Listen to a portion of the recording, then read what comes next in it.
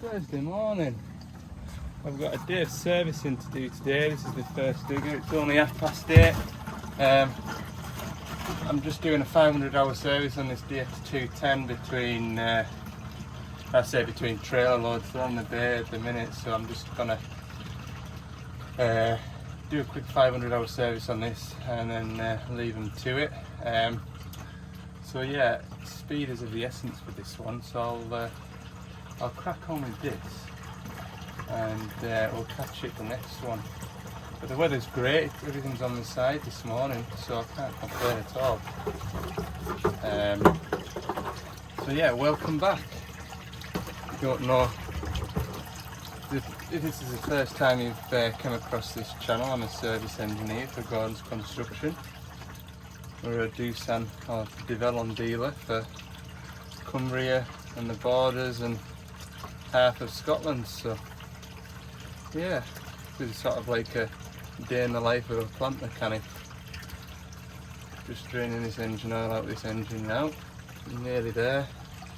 And then we'll spin some filters.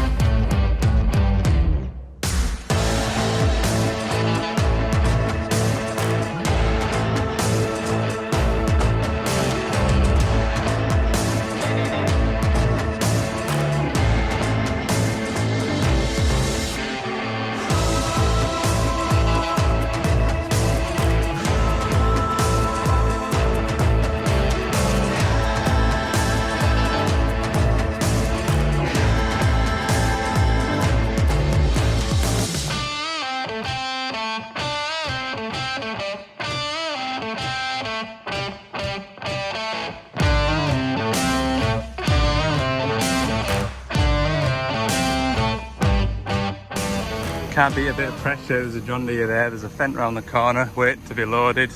There's obviously a fella on the digger at the other end waiting for his stone, so that's that machine service, ready to go back to work. I'll pack up now and head on to the next one. What a view from up here though, look.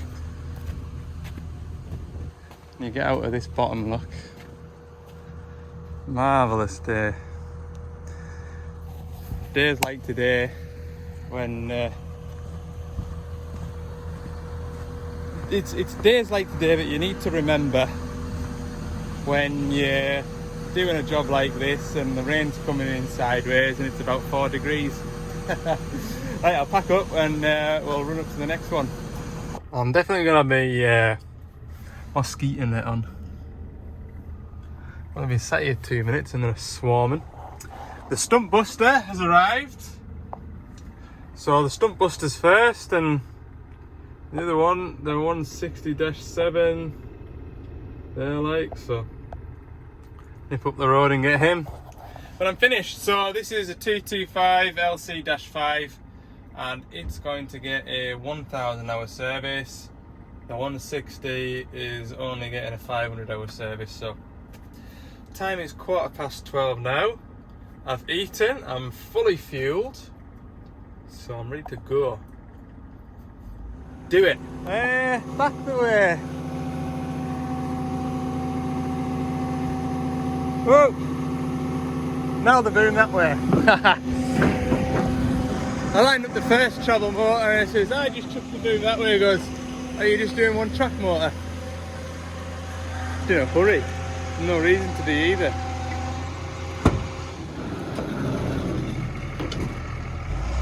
It's a lovely machine, that. I don't know if that boiler suit's dry yet. No, it's still damp. That's the one I wore 2 days ago. In fact, it's a nice day. I'll hang it off something and let it dry in the sunshine for an hour or two. That's my box for... Yeah, that's my 225 box, and then one of them is my 160 box. Right, this 225, similar to the 210 I serviced this morning, but we've got one fuel filter this side, another fuel filter the other side. So yeah, I've noticed that engine oil filter, I double checked, it is the same part number, and it is a genuine Doosan filter, but it is slightly different. So if it's the same part number, it's got to be the same part. So we'll just make sure, yeah, threads are right anyway. Yeah, just spotted that. This one's probably about 1 inch deeper. So I'll get hot filters done in this cubby hole anyway, and then I'll go and do that other fuel filter at the far side. Flies aren't too bad actually, so I've taken my midge unit off. I felt like a bit of a prat. Do this water and fuel filter. I was just talking there, the 210 that I did last week, it's sort of working in a different area and among the peat and that. And this whole bay in here, probably up to about there, we've got all these dead flies here, look. The whole of the bottom of here was just dead flies. It was absolutely disgusting. And I've never seen out like it. And when I've come to these forestry machines, I've had a look since, and I've never seen one as bad as that since. But you can see the kind of there. But I'm not exaggerating at all. It was a good ½ inch. This whole area just dead flies. Disgusting.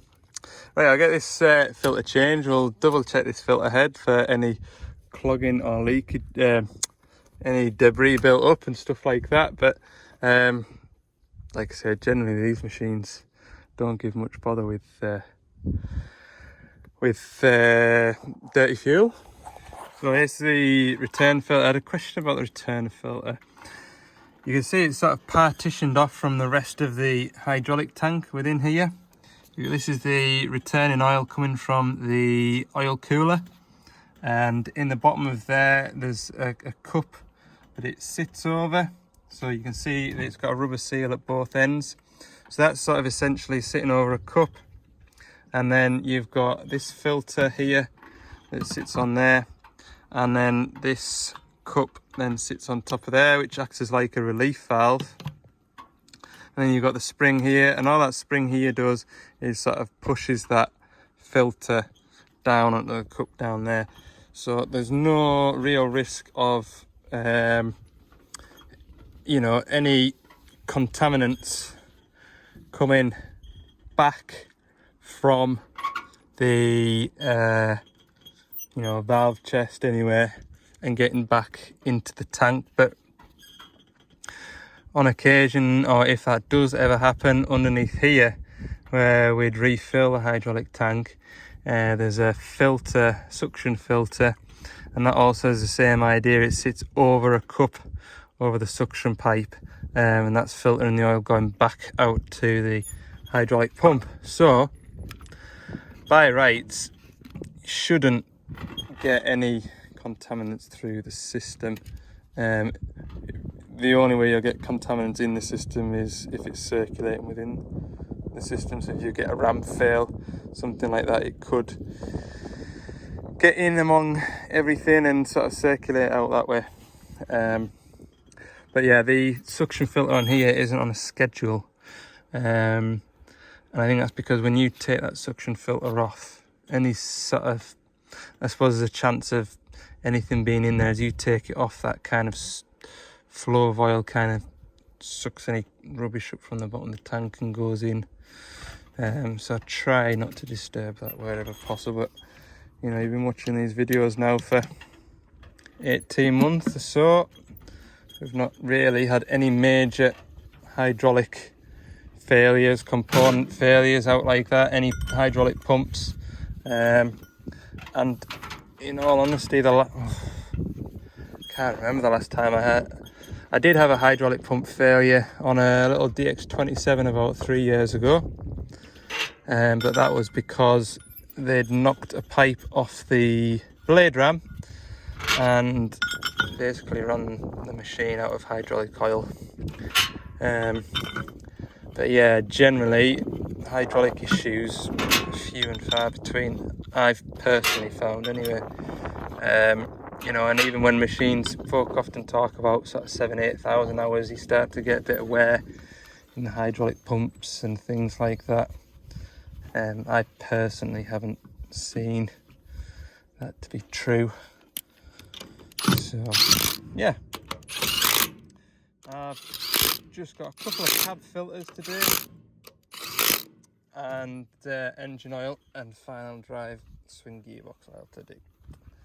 We're getting there now. There we go, I fired straight up after about 5 minutes. Pumping that hand primer. Nothing leaking.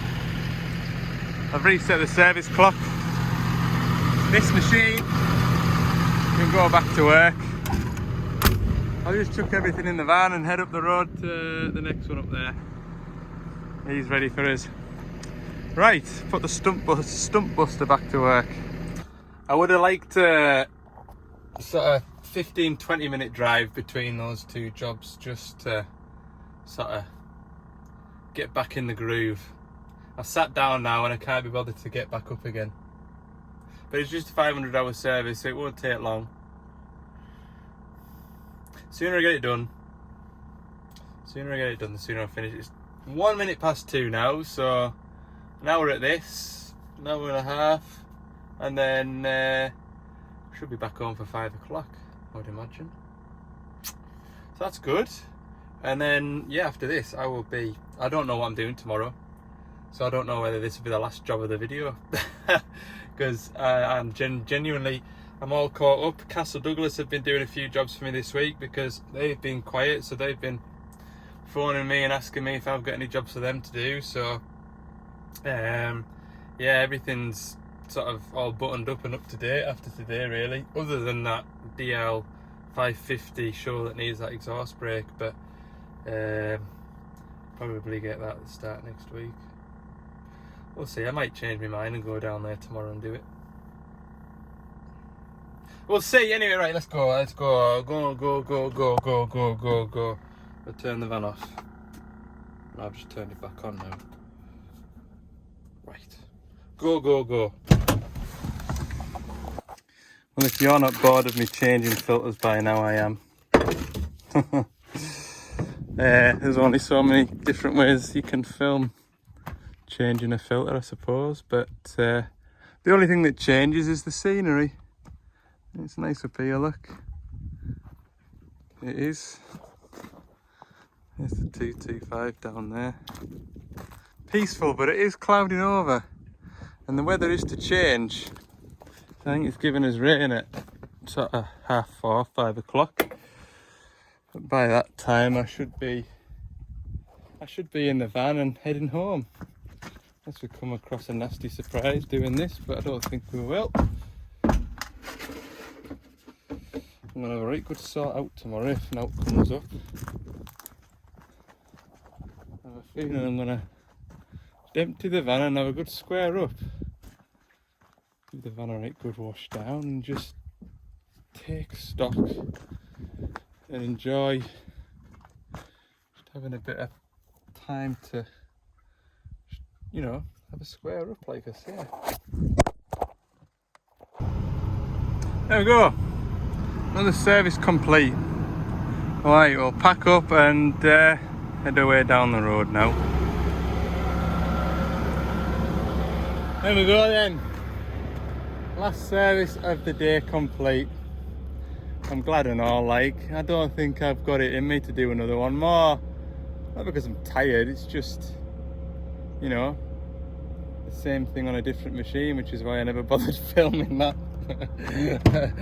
3 services in one day is enough to try and make content out of. Oh. Anyway, I'm instead of going back out that way, I'm gonna go out that way because I was only in here last week and I went out that way, so I came in that way. I'll go out that way just for a change of scenery. It's about 50-50 which way you go. So yeah, I'll tell you what, I'll put you on a time lapse and you can enjoy the journey with us, huh?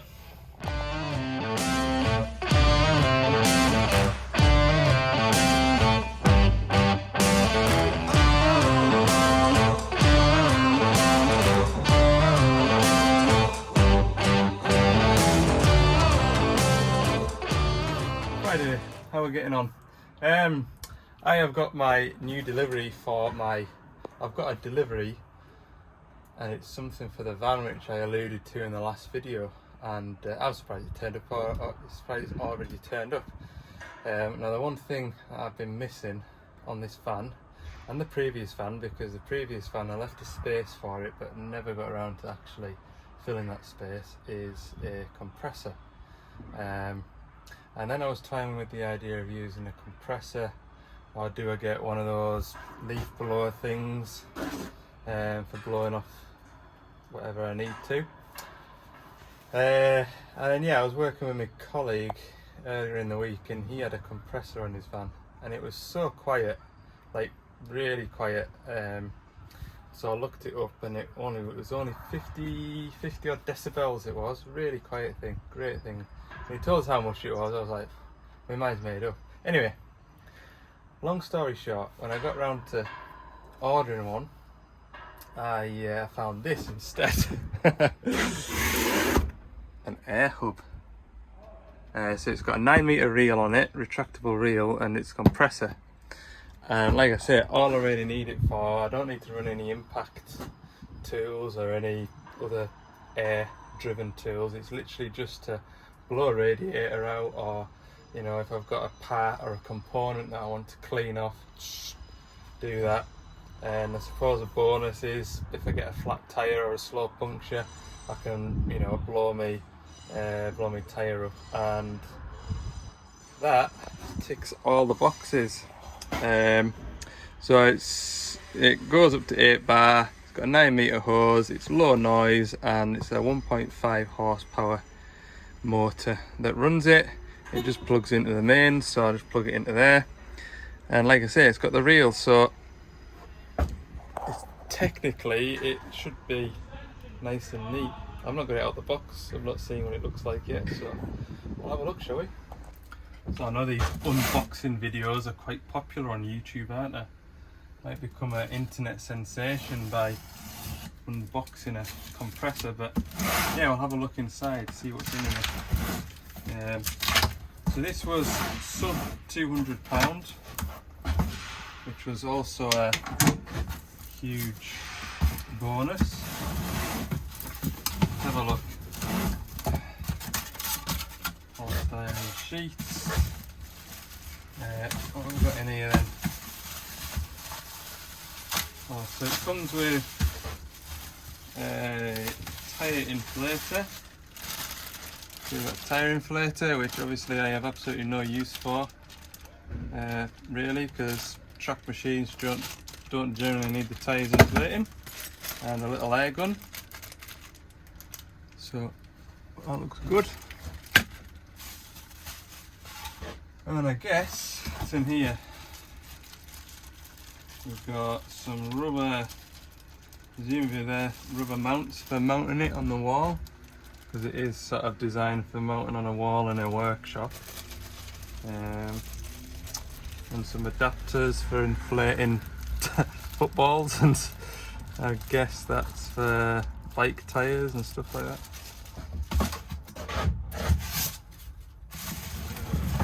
And finally, compressor.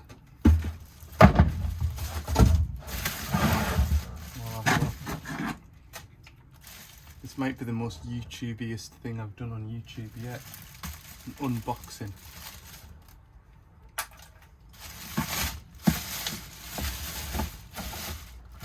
And there we go, look.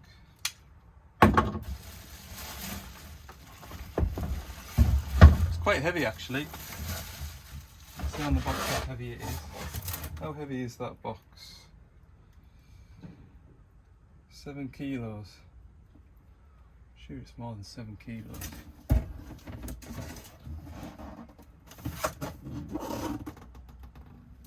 Yeah, 7 kilos. Maybe he is. Somewhere in that region. Plug. So it's got quite a long length of lead on it, which is good. Cut the wire up as well while I do that. Yeah, it's a decent length. What's this then? That's the compressor muffler. Open it and see what's in there then. Oh, so it's got an air filter in it. Doesn't come with a spare one, but yeah, it's not as quiet, look, as the one I was telling you about. But yeah, it doesn't look too bad at all. That's the adapter for it, look. Cool. I think it's got a little tank chamber in there, I'm not sure. So there we go, that is it installed. Looks quite neat in there. And I've gained, you know, I keep the floor space for the extension cable. I've got a bit of TFR for cleaning the van and a bit of screen wash too. I've still got space. So my plan was to get a larger compressor that would sit across here, and then in this area here I would have a big reel, so I have like a 10-15 meter reel, but this here is, from what I'm going to use it for, ideal. Look at that. Yeah, so we'll fire it up and you can see what you think.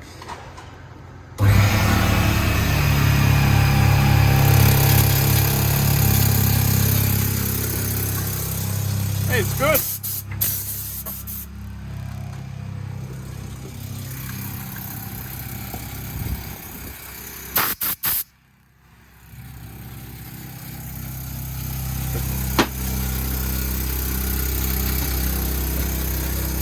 Spot on. I'll switch it off.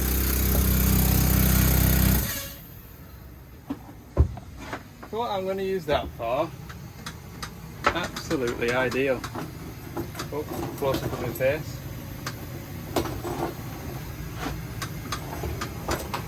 That's it. Nice and neat and tidy in there, look.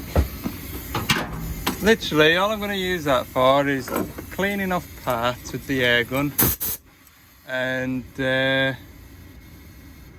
filters occasionally. I don't like to do air filters, but remember that loading shovel that I visit every 7 weeks or so?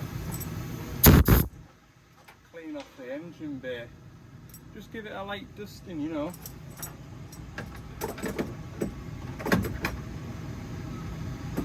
And yeah, I'm really happy with that. Really happy with that. Ha! Grand. So there you go. That is the van completed for me anyway. Can't think of what else I want for it. Right, I'm gonna clean the van up and just have a good square up in general, really. If out comes up, then you'll know about it.